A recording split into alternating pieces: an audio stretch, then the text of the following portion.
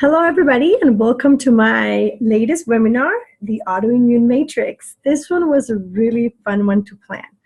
This series that I have been doing for the past few months are just so exciting. I started with the case against sugar, went into deconstructing cravings. The next one was sleep, and we did a couple more. The last one was on ketogenic diet.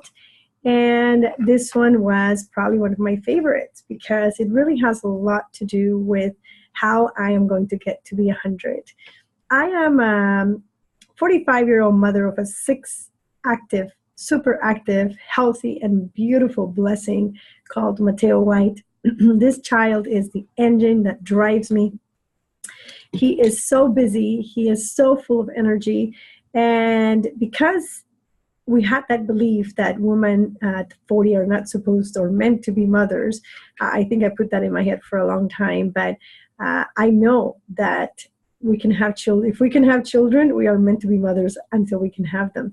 And so I plan to be there for a long time. I plan to be there. I have made the commitment that day by day, I will make myself a healthier woman, a more active woman. And as I am learning for myself to make my life longer and extend in a healthy way every day I can, so I can be with this little boy and hopefully to the years to come with his future wife and be a healthy and active grandmother. I always say Mateo will be 30 by the time I'm 70.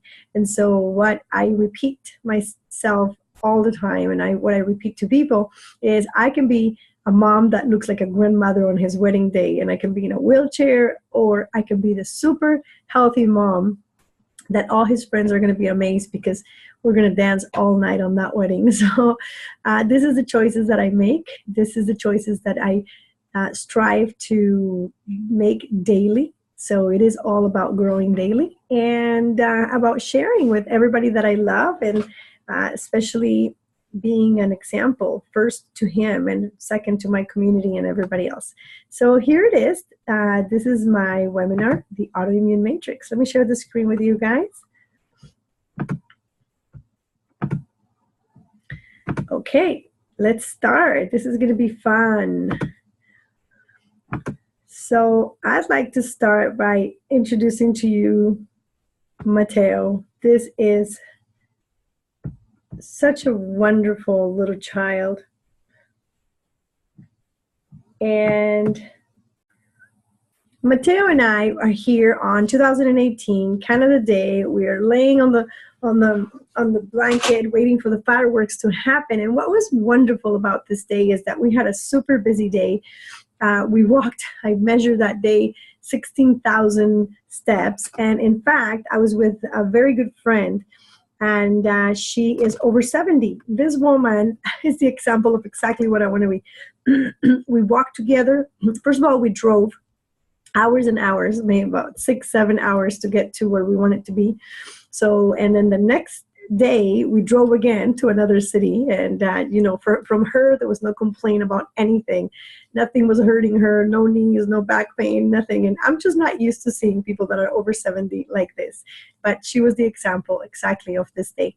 That day, we had to walk in the sun for hours, stand in line, then stay on the lawn for hours and hours, sitting in the lawn. And as I saw my beautiful friend Maria Teresa, she inspired me when I took this picture and I posted it here on this presentation, is because this woman was always very active. She feeds her body very well, nourishes very well. She lives a stress-free life. Not that she didn't have a lot of stresses through the years, but it was perfect. And so this is my perfect shot to tell you a little bit more about Mateo and me and why I do what I do. Okay, let me see what's going on. Autoimmune Matrix, Triangle of Health. So let me tell you a little bit about the Triangle of Health. So what I also want to say is that nothing that I say in this webinar is intended to treat, diagnose, or cure any disease, because first of all, I am not a doctor, and I'm also not a nutritionist.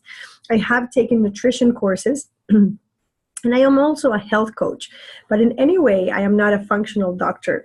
And I am going to be talking a lot about that because I am an advocate of functional medicine. So this is what I'm going to be educating you guys on, because this is just my passion now. The triangle of health is an image. So imagine a triangle, and at the base you have all of your 23,000 genes, and they're inherited by your parents, and they're there your whole life. However, they're not necessarily noticed until something activates them. So these genes can be turned on or off like a switch of light.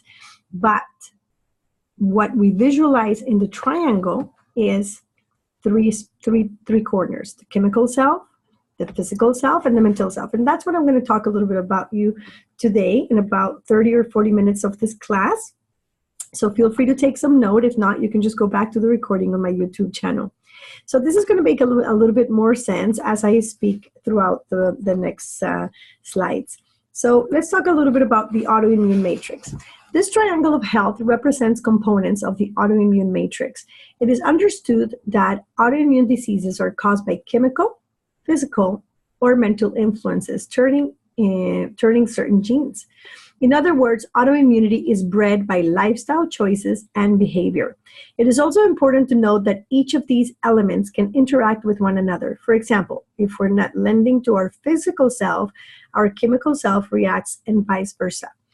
Fortunately, this means that it can also be addressed the same way. Our influences chemically, physically, and mentally can determine our health to be either compromised or optimized. While that may sound scary, it is equally empowering and can instill a lot of hope in those suffering from autoimmune conditions. You actually have the power to change. You actually have the power to make the difference in what you want for your life. So the failure of modern medicine. Most conventional doctors today will solely focus on chemical components using medication. These are endless ways of influencing the body. And standard care in most of the countries are just about manipulating inflammation, manipulating hormones, and many other just to, change some chemical process within the body. So this is all done with one common goal: covering the symptoms. On the other hand, functional medicine addresses the origin of the disease to ensure comprehensive and effective treatment. Covering up the symptoms should never be considered or disguised as a cure. So the functional approach, I really love this part. The functional approach is about the patient versus the disease. So doctors focus, regular doctors that we have, seen for many years, they focus on the disease. Functional medicine doctors focus on the human, on the patient. Practitioners see health problems as a reaction to a dysfunction within the body rather than an isolated issue.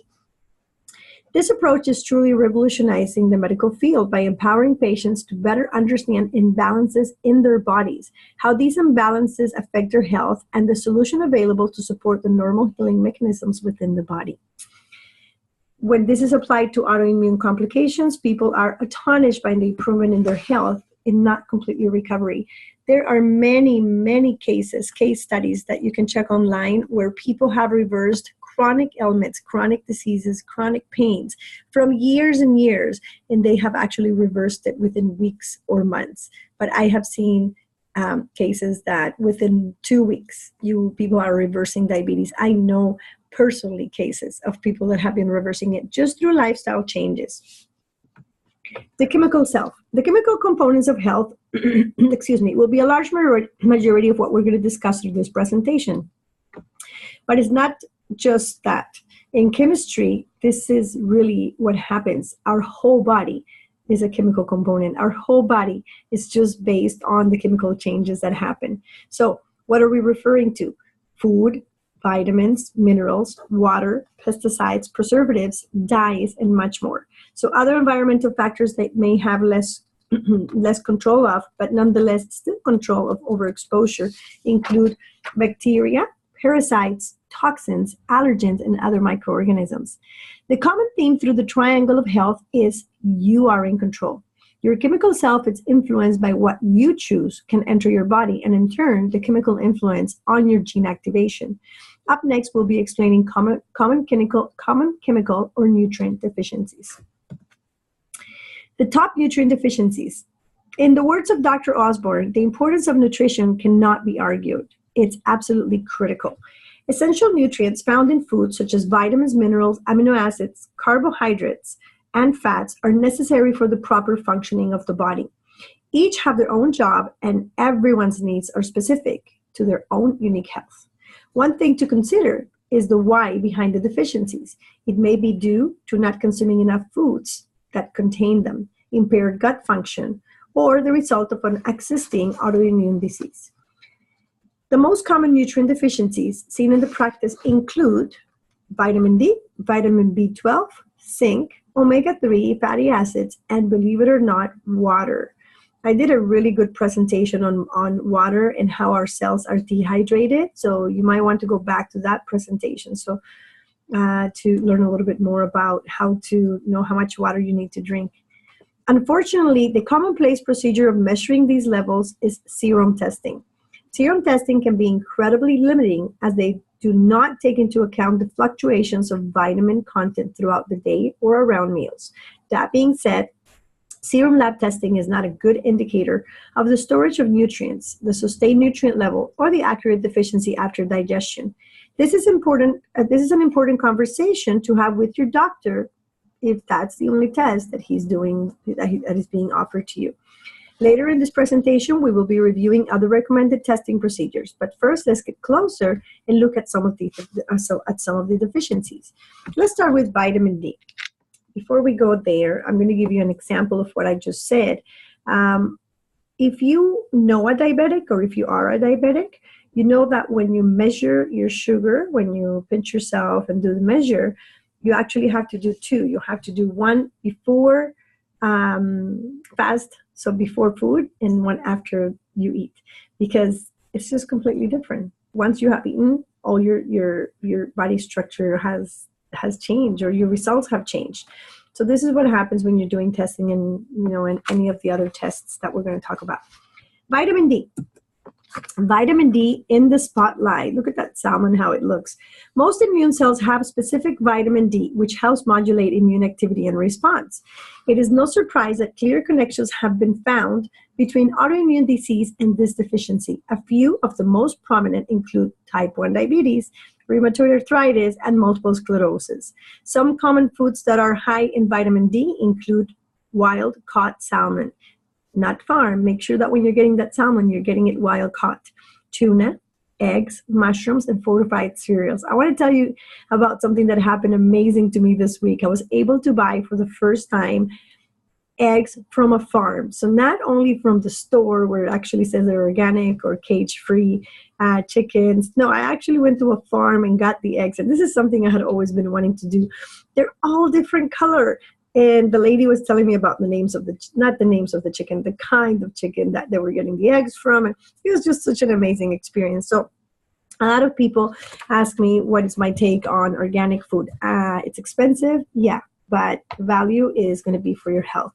So do I buy it all the time? No, I buy regular eggs. But if I can do, maybe once every 2 months or every month, getting 18 eggs from a farmer, I know that this is going to be a big difference for my health. Same as the salmon. If you're getting fish that is being farmed, but if you get once in a while the wild caught fish, this is going to be a great improvement in your health. The most abundant source of vitamin D is the direct sunlight. So how do we get sun? All the time we are being told to put UV block protectant, and we don't want to really go into the skin cancer conversation, right? So how does it add up? Vitamin D is an immune modulator, and this is going to be needed. So if you can't take it through the sun, how else are we going to take it?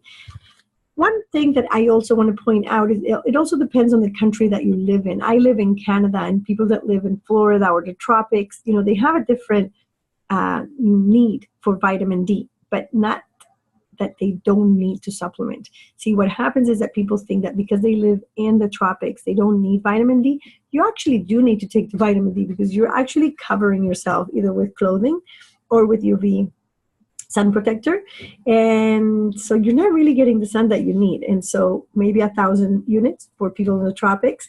Canada, 4,000 units. Well, not only Canada, upper states and of North America and Canada, we need about 4,000 daily units of vitamin D. Medications and deficiencies. So common medications used to treat autoimmune disease can actually cause vitamin A and mineral deficiencies, and in turn hinder the immune system. You can see this, how counterproductive it is. You deserve to know if the medicine you have been prescribed causes deficiencies, and if so, you need to give yourself proper supplementation. So for your reference, I'm going to go really quickly on some of the most common ones. If you're taking blood pressure medicine, you should be checking for deficiencies on B1, B6, C, magnesium, calcium, potassium, zinc, sodium, and CoQ10. Oh, and melatonin. If you are taking cholesterol medication, you should be checking for deficiencies on A, B2, B6, B12, D, E, K, folate, beta-carotene, iron, and CoQ10. For common diabetes medication, you should be looking for deficiencies on vitamin B12, folic acid, and CoQ10. For common anti-inflammatory medication, look for deficiencies on vitamin A, C, D, B12, folic acid, potassium, iron, magnesium, and zinc. For common heartburn medications, you should be taking looking for deficiencies on vitamin D, B12, folic acid, beta-carotene, calcium, iron, and zinc. And for hormone replacement medications, some of the following deficiencies may occur: vitamin B2, B, B6, B12, C, folic acid, magnesium, zinc, and selenium. So please note that these do not go for all the medications, but are just general guidelines. Above all, it is always most important to have the proper testing to ensure you are treating your unique needs.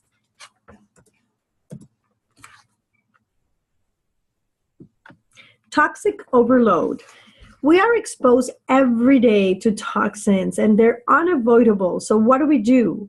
These are all in pesticides, GMOs, heavy metals, chemical contaminants. Toxins can be the cause of many health complications, such as fatigue, muscle ache, joint pain, sinus congestion, postnasal drip, headaches, bloating, and autoimmunity. To reduce and prevent the overload, there are many ways to minimize it. The first thing, try to go organic. And when we say organic, again, it's just making small changes throughout your grocery list or through things that you can actually start to change. Non-GMO foods. You can also get an air purifier for your bedroom or your office or your house. Water filters, and they don't have to be the big expensive machines that they're selling out there. Something as simple as a carbon filter that you can get for under $10 and it's going to last you 3 months. It's going to help a lot to reduce the toxins from the water.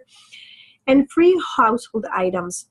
I believe that one of the reasons my mom has a really bad cough that they're checking for right now is that she was exposed to household items that were very toxic for many years, especially Clorox. Like, she used to love Clorox, and she would love just putting Clorox. If we put Clorox in anything here, I'll immediately get a headache. And that's even if she's doing some, like a washroom and I'm in the dining room, I will immediately get a headache. And so we have reduced the usage. Sometimes you need a little bit, so you can just mix it with, lots of water. But make sure you're careful with your household purchasing items. Lab test and maintenance. So what do we do then? How do we test, and what do we tell our doctors? So luckily, there are many ways to monitor nutrient deficiency, toxic buildup, and body imbalances. Now, the bad news is that a lot of doctors do not do these tests, or a lot of the insurance does not cover them. So you may have to pay out of your own pocket. But how much is your health worth to you? So let me tell you about 5 tests, 1, 2, 3, 4, 5, about 7 tests that are not the main ones, but the important ones that you could be looking for. The first one, it's called the lymphocyte proliferation. This tests for nutrient storage versus what is simply found in blood and serum. This is a more concrete measure in the sense that it does not change as frequently as other results in other tests do. The next test that is interesting is iodine loading test. This measures your iodine status and your possible deficiency. 25-OHD. This test is an effective way of measuring vitamin D. Iron panel with ferritin. Now, the important key here is the ferritin. Be sure to request this, as most doctors do not make their initial avenue on iron testing. Many people with iron deficiency, lots of lack of energy, and just not wanting to get up from the bed, it could be just an iron deficiency. Homocysteine. This is an indirect marker for the nutritional status of vitamin B2, B6, B12, and folate. Hemoglobin A1C. This detects the average on blood sugar. C-reactive protein. This is an identifiable marker of inflammation. And insulin. Insulin affects the body in a number of ways, but above all, this test measures the amount of stress on the pancreas based on the amount of sugar found in the bloodstream. The gut, aka gateway to health. This is really great. One of my favorite topics nowadays is the gut. How come? Gut contains 70% of your immune system. So if you have a part of your body that is controlling 70 to 75, let's say 3/4 of your immune system, which is basically what is fighting to keep you alive and to keep you well, how are we not paying attention to our gut? This is just a question that I ask myself every day. In order to properly diagnose nutrient deficiency or most health complications in general, it is important to rule out any issues associated with gut function. If the gut is not functioning properly, it is unlikely that your body will not be able to absorb the proper nutrients. Therefore, eating the right food or taking the supplementations that you need will go unnoticed, and you may become frustrated because of the lack of improvement. Some of the major functions of the gut include digestion, immune response, nutrient absorption, hormone regulation, vitamin production, detoxification, and mood management. So above all, the gut's sole purpose is to ensure that you are absorbing the good and excreting the bad. In with the good, out with the bad. So if this balance is disrupted, major health complications occur. There is 10 times the amount of bacteria in our body than our own cells, and the majority of them are housed within our digestive system.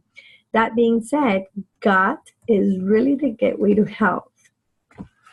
And the gut has a firewall. So fortunately, it's got a lot of defenses, firewalls, and it just needs to do the proper job. So some of these firewalls or defense systems are, the first one, gastro-associated lymphoid tissue. We also call it GALT. This is the gut's immune system. And in fact, 70% of our entire immune system is in the gut, as I said before. The next one is a tight junction. Tight junction are small proteins that are responsible for holding the gut cells together. Mucosal IgA. It is otherwise known as immunoglobulin. Immunoglobulin A, and it is the antibody considered our first line of defense against toxins. Friendly bacteria. As we mentioned, we have more bacteria in our bodies than we do our own cells. The bacteria can communicate with the gut, warning it of potential danger. Stomach acid. This is absolutely essential for the digestion and absorption of nutrients. So I just want to point out right there, stomach acid is actually good. You're not supposed to be taking anti-acid. Anti-acid will just not regulate the way that it needs to regulate your acidity, the way that the food gets, let's say, burned in your stomach. So if there's a stomach issue and you're taking a lot of antacids, we need to reconsider this, please. All of these barriers combined together promote a healthy gut and in turn, healthy immunity. Damaging the gut. So what's damaging the gut? Well, the first one, North American diet. Again, I've done so many already webinars on this. Sugar, sugar, sugar, sugar and carbs. Run away from the 5 whites. Sugar, carbs, pasta, dairy, and bread is so delicious and so damaging. So if North American diet goes for Europeans, by the way. So what we need to remember is that lots of clinical studies that have been done on longevity and people that actually die when they're 100 and die without a lot of pain and without prolonging the sickness period. So they're not sick for the 70 to 90 years. They actually die in a very short period of time and with less pain, are mainly in Japan. Lots of studies done in Africa. So if we start looking at the Japanese diet or African diet or Mediterranean diet, we see that people are living longer and with less pain. Chemicals like pesticides, preservatives, heavy metals, foods, GMOs, glyphosate, and microbial transglutaminase. These are damaging the gut. Infections, viral, bacterial, parasitic, or yeast overgrowth An infection is an infection. It's going to hurt your gut. Gluten and other grains, food allergies, excessive medication, aggressive exercise. If you're working out more than you should, you're causing inflammation in your body and you're damaging your gut. Chronic stress. Obviously, that one is the number one offender for every single thing, I believe. These are some of the main components for the cause of leaky gut syndrome. And it's a harmful condition. Let's talk about leaky gut. Leaky gut is when the tight junctions between the intestinal cells begin to open up due to the protein breakdown from the agitation. When this happens, bacteria, chemicals, and toxins have the ability to leak outside of the digestive tract and eventually enter the bloodstream. These signals a flood of immune antibodies and in increasing an allergic reaction. This cycle continues and ultimately leads to autoimmunity. So your body's trying to protect you. Your body sees the necessity as soon as the leaky gut starts being leaky and putting toxins in your bloodstream to send the defenders out there, and then it just causes an autoimmune. And autoimmune really is your body just trying to defend you and getting really confused about it, and then not knowing how to go back to what it needs to do. Medications that cause the damage. This is very simple. I think all of you probably throughout your life have taken at least one round of antibiotics. And if you haven't, good for you. That means your flora could still be pretty safe. Antibiotics destroy the good bacteria needed for digestion. They can cripple vitamin synthesis and increase the risk of yeast overgrowth. Now, other medication, non-antibiotic, just common-made medication, have been found to erode the mucosal lining of the stomach and the small intestine, which contributes to the permeability. Acid reflux. Acid reflux medications block stomach acid production. Again, that was what I was just saying. If you just start taking antacids every day, like a lot of people do, they just got the little Tums and they just eat it as if it was candy, it's going to hinder the digestion and absorption, often leading to nutrient deficiencies. And antidepressants negatively affect the neurotransmitters in the gut. Gluten and autoimmunity. I have a friend that suffers. I have several, but one that specifically I went with dinner with her. And it was so difficult for her because, you know what, anything that has gluten hurts her so much, you could send her to the hospital. So gluten was first medically proven to be an autoimmune issue in 1952 by Dr. Willem Deek. Since then, plenty of research has been backing it up. Gluten allergies and sensitivities have been increasingly becoming more common. However, recent research has been implying that gluten can even cause adverse health effects in people that do not have these conditions. So why is this? Well, gluten produces a protein called zonulin. The zonulin directly affects the lining of the intestinal lining. Hello, leaky gut again. The antibodies that are initially produced to attack gliadin, one of the gluten's building blocks, reaches out to the GI tract and into the bloodstream. The body reacts by secreting inflammatory chemicals as a defense mechanism. However, the body becomes unable to differentiate between the gluten, which is the invader, and the body's healthy tissue. And that's what we can call an autoimmunity. Allergies. This is the one I suffer from. So allergies. Some of the most commonly ignored allergies are food allergies, medication allergies, surgical allergies, chemical allergies, and mold allergies. I'm going to tell you a story about Mateo in 1 second. Allergies in additives. Untreated allergies can cause serious health complications, including autoimmune diseases. Fortunately, there are many ways to test for allergies. Skin test, blood test, lung function test, patch testing, and food challenges, often in a form of elimination diet. So let me tell you a story about Mateo. I took Mateo to the specialist because there was an issue. He kept coughing he's 6 years old and he was coughing since he was 2, but in December it became always really bad and he would actually throw up at night, phlegm, and it was just this constant phlegm that was being created. So what a friend of mine suggested was that I should check for mold and for environmental toxins in his room.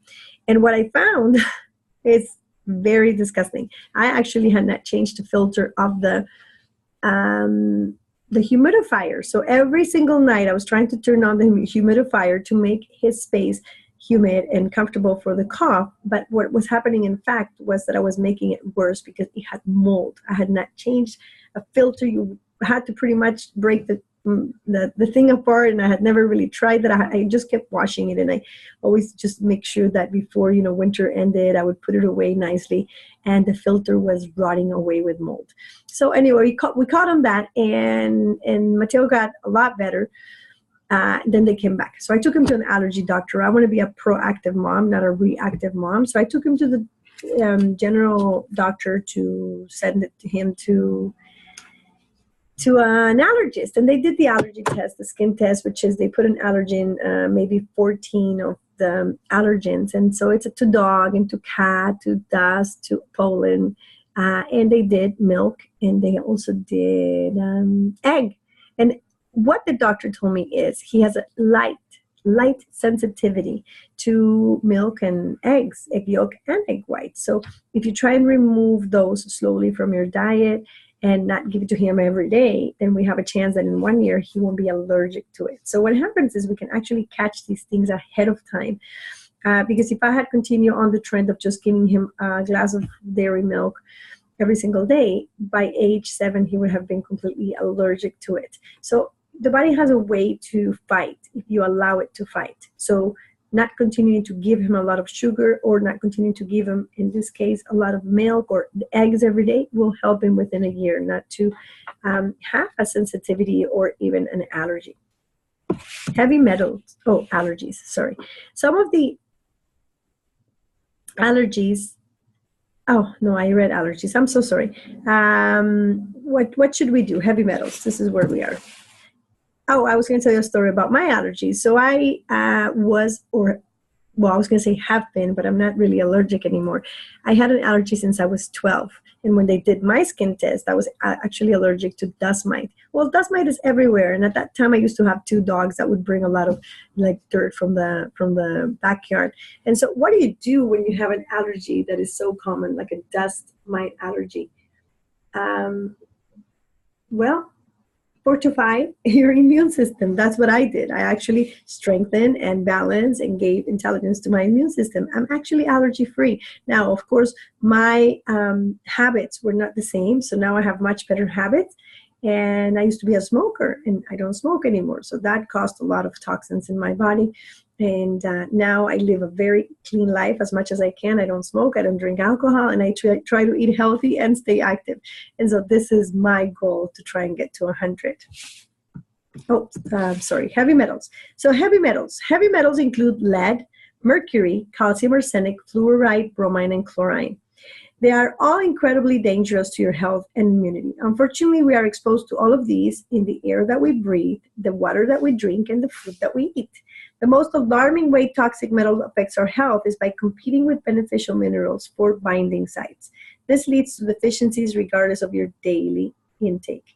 Your exposure to many of these toxins are often gradual, and therefore the accumulation can be left unnoticed for extended periods of time. So this is what happens. A lot of people get really sick, and they don't know, and the doctor doesn't know, and only until they get tested for heavy metals, they realize that there's a toxicity of whatever. Because one of the doctors I admired, Dr. Hyman, he had toxicity of high mercury when he had traveled to China. He wrote a book called Broken Brain. Well, he's written many, many books, but he did talk about how his brain became brain fog. And he almost couldn't find it, but he found that it was toxicity to mercury. Fluoride. This one's always a tricky one for me, because I have a lot of friends that are dentists, and I get always into a conversation with them about this. Fluoride consumption has become an increasingly and more prominent issue. It is often put in the public water, and it's also encouraged in our dental routines. Yet, research suggests that in this mass exposure, it can be contributing to autoimmune diseases like brain damage, thyroid problems, and displacement of iodine. Note that the iodine is especially important for thyroid function and the production of T4, the thyroid hormone thyroxine. Inhibiting the production and maintenance of essential thyroid hormone have truly dangerous and disabling consequences. If the thyroid does not operate properly, many health complications occur, such as adrenal dysfunction, fatigue, depression, weight gain, muscle aches, brain fog, low libido, and yes, you guessed it, autoimmunity. So the thyroid, and there's a lot of people now walking around with a little mark here because they have had to remove, or at least remove partially part of their thyroid because of a lot of imbalances happening in there. So I have several friends that have a thyroid surgery already. Chemical wrap up. Wow, look at this picture. Just so many whole foods. Amazing. Our health is truly a combination of the things we put in our body. Everything that you put in that fork, at the end of the fork, can cause you something good or something bad. It can help you or it can harm you. So between the quality of food that we have, our exposure to toxins, and our body's ability to detoxify efficiently, our chemical makeup is directly affected. Work with your functional medicine doctor or center to ensure that you are receiving the proper testing, a comprehensive healthy strategy, and the support you deserve to take control of your life and your health. Physical self. Oh, this is one of my favorites because it's the one that I'm challenged by, but I'm starting to do it just because I can't be teaching and educating people on something that I cannot do myself. So I have a little son that is very active. So this one is such an important thing in my life that I have not been able to be consistent with, but we're doing good and we're logging everything. So the physical component of health is a bit more straightforward, as it's something we confront every day. It encompasses our physical activity, the integrity of our muscles, and quite literally our body mechanics. There is a common misconception that as we go, our health naturally declines. So we're supposed to be old and crippled. Is that what you're saying? And that's the belief that we had, but things have changed a lot. We hear it all the time from doctors. The aging process is basically synonymous with our bodies breaking down and becoming sick. However, this is wrong. Instead of our choices and what we're feeling as we age, we actually become a little more sedentary. We don't exercise, so that kind of brings everything into a hamster wheel. No exercise, you feel bad. There's not a lot of choices, and you just justify not being active with a whole bunch of excuses. So what's the solution? Get moving.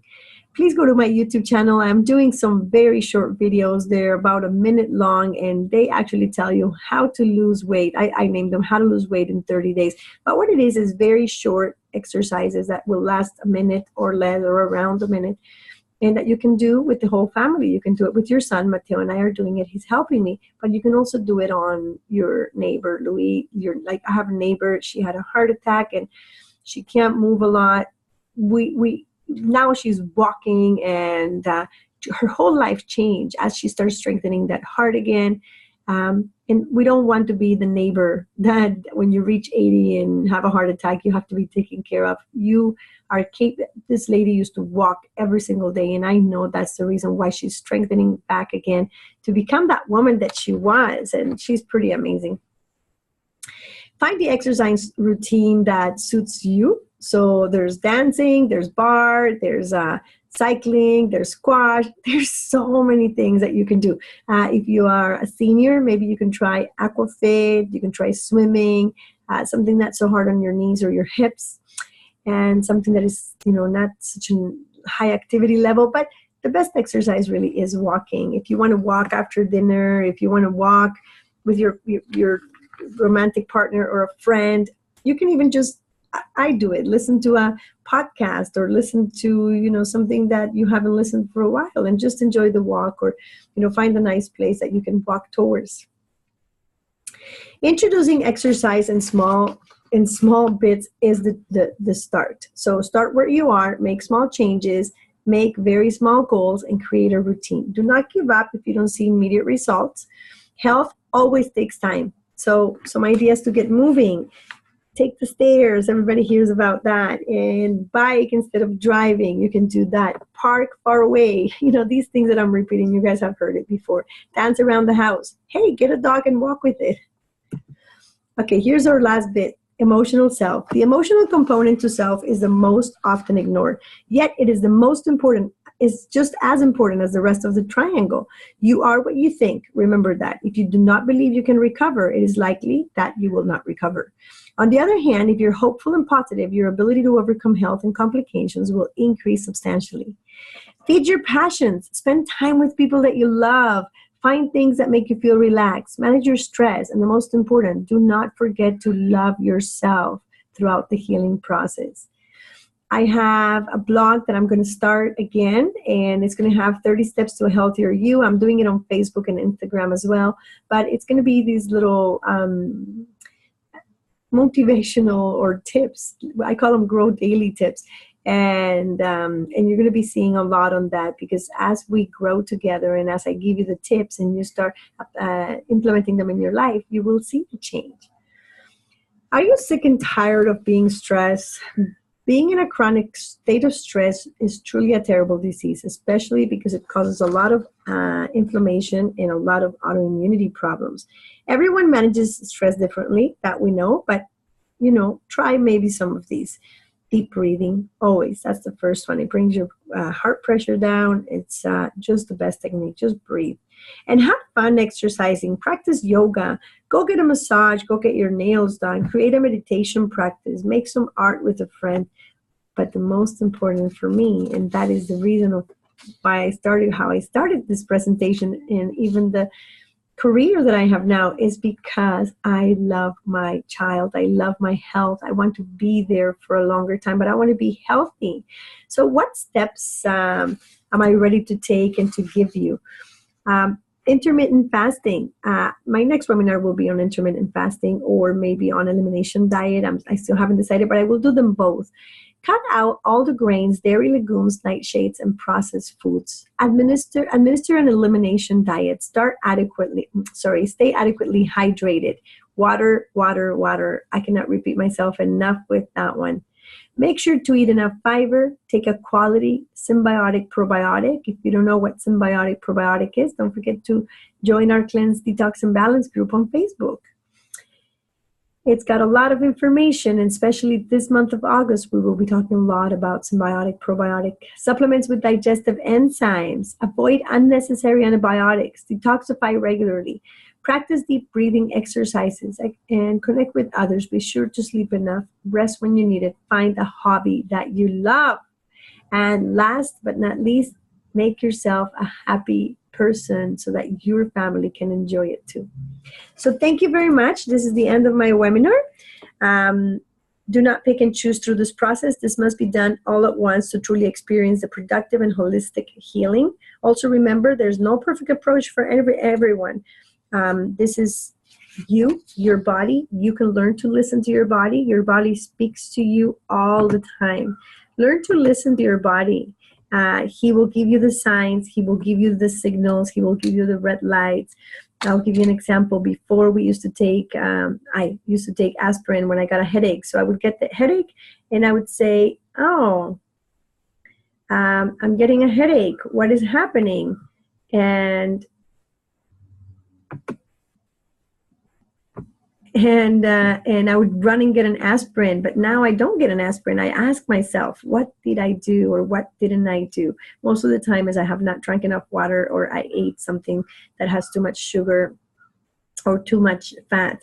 So my invitation to you is listen to your body, listen to every sign that it gives you, and do not wait until the end to get the testing. Don't wait until you get sick. Get some testing done. Then get some pre-testing done so that you can see where the deficiencies are and you can start putting back what you need. And again, nutrition, supplementation, and good sleep. This is the balance of life. So if you want more information on how to get a little bit more into the health habits that I have been getting into, please email me at growdailyforlife@gmail.com. I'll put it at the bottom. And you can just also go to my website, www.growdailyforlife.com. And that's where I'm going to start working on my blogs again. I'll make them fun. I'll make them interesting. You can also go on my Instagram or my Facebook, because I'm going to be posting those 30 steps for a healthier you. And they have to do a lot with what we talked about today. Immune, autoimmune, all of these words that are so new to us. It really is a life and death moment right now. If you do not take care of your immune system, it can cost you your life. So please be aware. Thank you for listening. If you listened to the whole seminar, I'm so thankful that you took the time for you to take care of your body. Apply some of the things. Write me if you need some help, and I will be there to support you. Thank you so much, and have a great day. Until the next one.